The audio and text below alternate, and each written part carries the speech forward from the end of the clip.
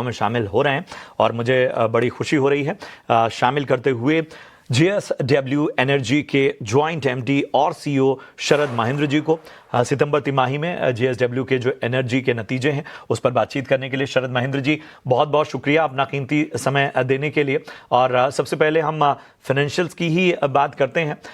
Nearly 60% year on year revenue growth नज़र आई है आपके कारोबार में इस क्वार्टर में, लेकिन सिक्वेंशियल बेसिस पर देखें तो लार्जली ये फ्लैट ही रहा है।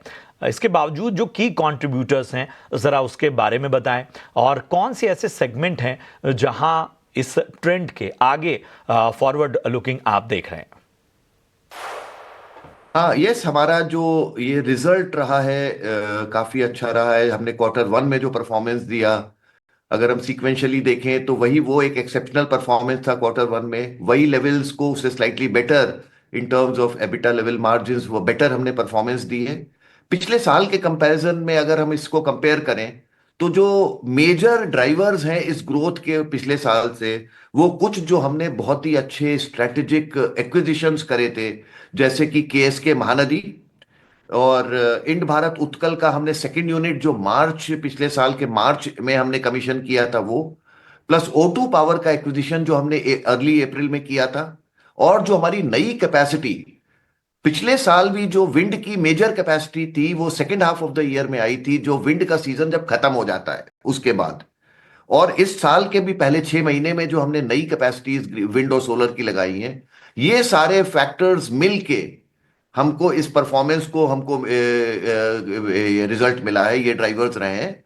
और आने वाले समय में भी balance second half of the year में भी हमारा पूरा कॉन्फिडेंस है कि हम ये परफॉर्मेंस लेवल्स मेंटेन करेंगे।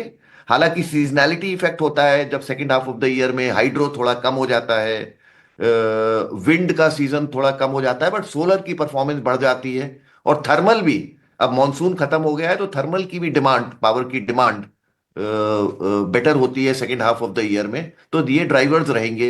और जो हमारी परफॉर्मेंस लेवल्स रही है, कंसिस्टेंसी जो हमने क्वार्टर वन और क्वार्टर टू में दिखाई है, वो मेंटेन रहेगी आने वाले बैलेंस 2 क्वार्टर में भी।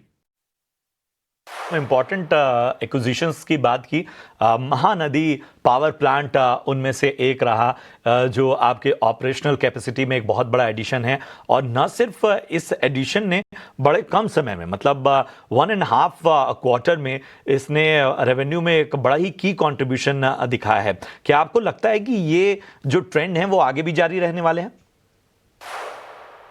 हाँ बिल्कुल, KSK महानदी एक बहुत ही अच्छा एसेट हमारे लिए पहले 2 क्वार्टर्स में रहा है। और ये हमने मार्च 2025 लास्ट फाइनेंशियल ईयर के मार्च के महीने में हमने इस एसेट को अपने पोजीशन में एक्वायर करके ऑपरेशनल किया था।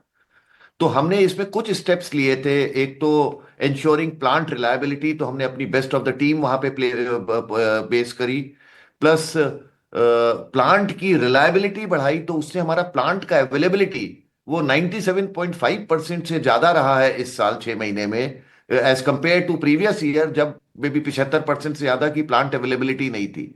सिमिलरली प्लांट लोड फैक्टर जो होता है, जो PLF हम बोलते हैं, वो हमारा 77% रहा है इस साल 6 महीने में, as compared to 65% 66% levels last year जो था।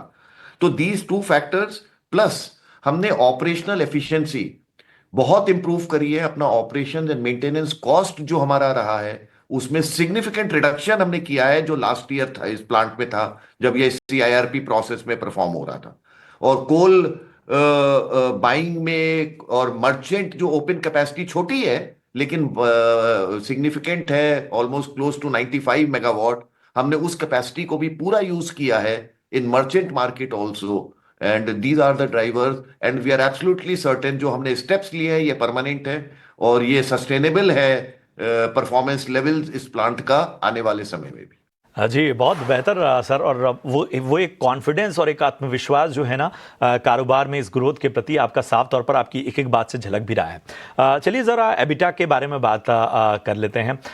येट अगेन स्टेलर मार्जिन्स जो हैं वो नियरली 58% पर नज़र आए हैं। हमें बताइए कि आखिर इस बेहतरीन ग्रोथ की क्या कुछ वजह रही है और कितना सस्टेनेबल आने वाले वक्त पे इन लेवल्स को देखते हैं आप? यस, एबिटा लेवल्स अगर हम देखें, क्योंकि हमारा जो अक्रॉस द सेक्टर हमारे पास में अगर हम देखें, we have a very diversified balance portfolio, चाहे वो थर्मल हो, हाइड्रो हो, सोलर हो, विंड हो। तो इनमें से कोई ना कोई दो एसेट या तीन एसेट ऐसे हैं जो किसी हर क्वार्टर में they perform better than others.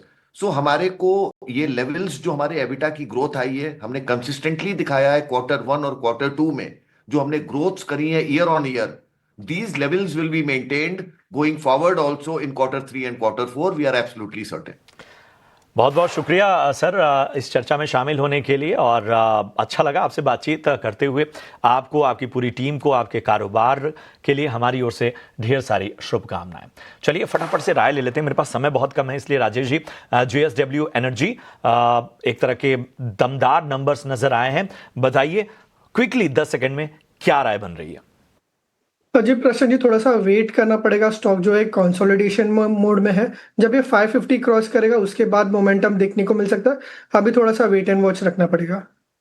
बस का लेवल याद रखिए, वेट एंड वॉच की रणनीति यहां पर JSW एनर्जी में। बहरहाल यहां पर रुकना होगा हमें एक छोटे से ब्रेक के लिए। ब्रेक के उस पार भी आपके सवालों को शामिल करेंगे।